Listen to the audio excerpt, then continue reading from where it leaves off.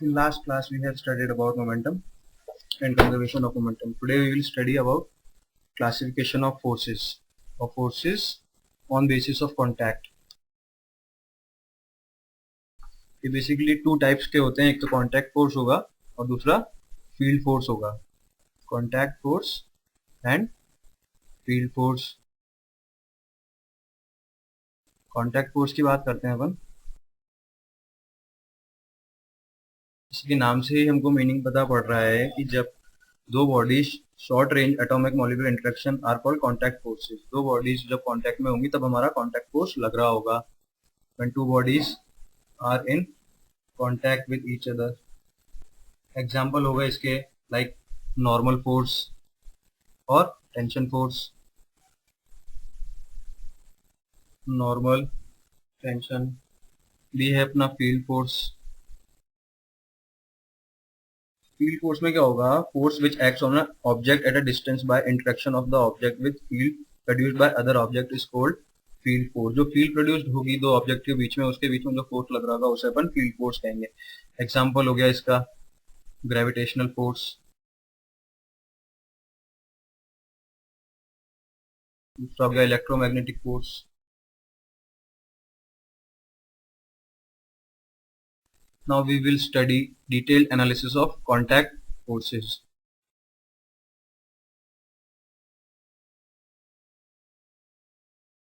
Analysis of contact forces.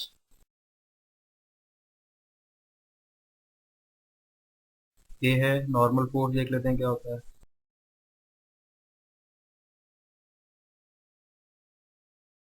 It is the component of contact force perpendicular to the surface.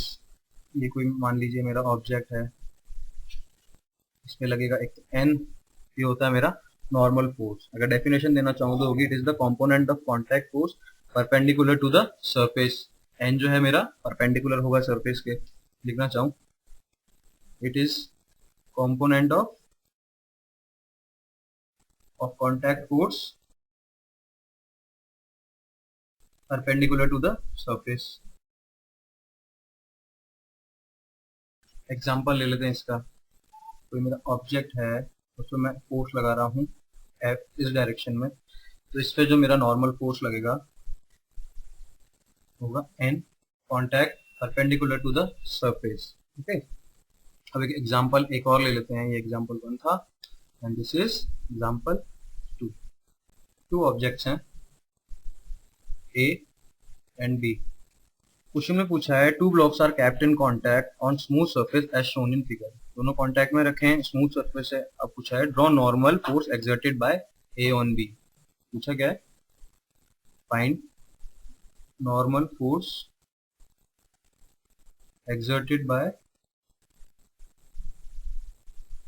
A on B. Solution. इस question में क्या है? Block A है. Block A does not push block B. कोई force नहीं लग रहा है ए से. So there is no molecular interaction between A and B. Hence normal force exerted by A and B is 0. So we can say that there is no molecular interaction. Hence normal force as block A does not push or pull block B. So normal force exerted by A on B, that's equals to 0. Got it? अब बात करते हैं tension की. Second part of contact forces. Tension is the magnitude of pulling force exerted bye string, cable, chain, rope etcetera. जो magnitude होता है pulling force का exerted by कोई भी स्ट्रिंग हो गई, केबल हो गई, चेन हो गई, रोप हो गई etcetera is called tension. Magnitude of pulling forces exerted by string, chain, rope etcetera. कुछ ब्लॉक है मेरा किसी स्ट्रिंग से लटका हुआ है, जो मेरा टेंशन फोर्स है वो अपर डायरेक्शन में लगेगा. नीचे क्या लगेगा मेरा? mg. ओके. अब सी है मेरा कॉन्टैक्ट फोर्स में force exerted by spring.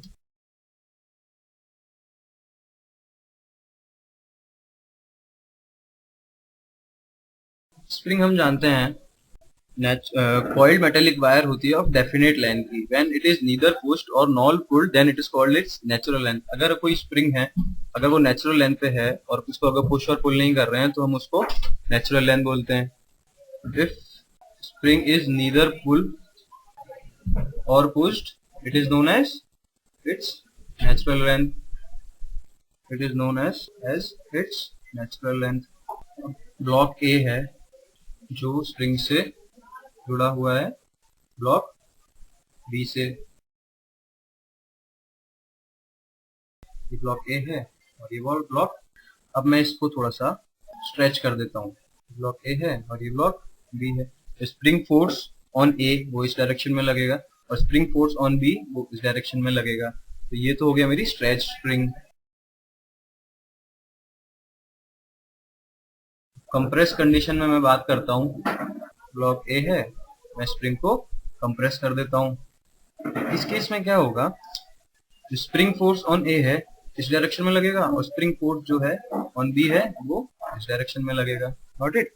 Let's take some examples. Question 1 is, ये एक स्ट्रिंग है, ये अनदर स्ट्रिंग से कनेक्टेड है और दूसरी स्ट्रिंग इधर से कनेक्टेड है और तीसरी स्ट्रिंग इससे कनेक्टेड है।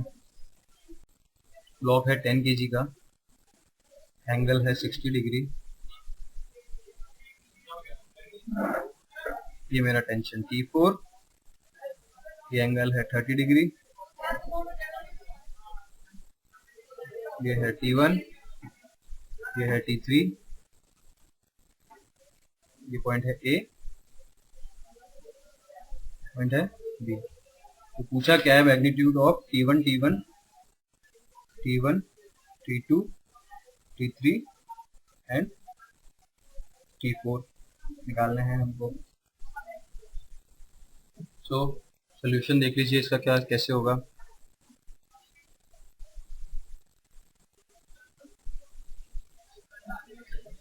टेन kg ब्लॉक की सबसे पहले एफबीडी बनाइए। नीचे एक फोर्स लग रहा होगा डाउनवर्ड, दैट्स mg, एंड ऊपर एक टेंशन फोर्स लग रहा होगा, दैट्स t। और वर्टिकल डायरेक्शन में रिजॉल्व कर लीजिए तो ये हो जाएगा Fy इज इक्वल्स टू 0 और वी कैन से दैट, इसको बोल दीजिए T0। तो T0 is equals to 10g,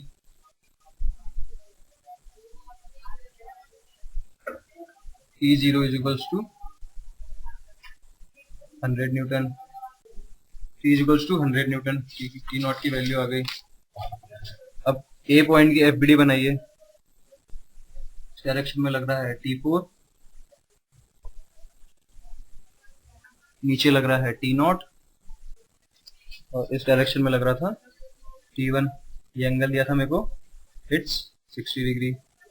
so resolve T4 here, so it will be T4 cos 60 and here it will be T4 sin 60.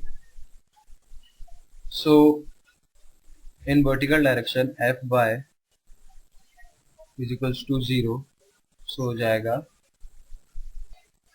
sorry it's T2, that will be equal to T2 cos 60 is equals to T0। T0 की value हमको पता है 100 Newton है, तो T2 cos 60 is equals to, यहाँ से T2 की value आ जाएगी T2 is equals to 100 upon cos 60। cos 60 की वैल्यू होती है √3/2, तो T2 की वैल्यू आ जाएगी मेरे पास 200/√3 न्यूटन। अब इन हॉरिजॉन्टल डायरेक्शन में फोर्सेस इक्वल कर लेते हैं। Fx इज इक्वल्स टू 0, तो T1 is equals to T2 sin 60। T2 की वैल्यू मैंने अभी ऊपर निकाल ही ली, तो जाएगा 200/√3 sin 60 होता है 1/2 newton T1। T1 that's equals to 100 by 3 newton. Point B की एफडी बना लेते हैं। T4 इस डायरेक्शन में था T3 एंड इस डायरेक्शन में था T2 and that's angle is given 30 degree. So resolving vector, so this angle will also be 30 degree. So this is 60 degree. That will be T4 cos 60 and in horizontal direction will be T4 sin 60. In vertical direction f of y is equals to 0. So for T4 cos 60 that's equals to T2 cos 30. इसके भी आप component कर लीजिए। T2 cos 30 and in the direction it will be T2 sin 30. So that will be, from here we can find value of T4, that's equals to T4 equals to 200 Newton.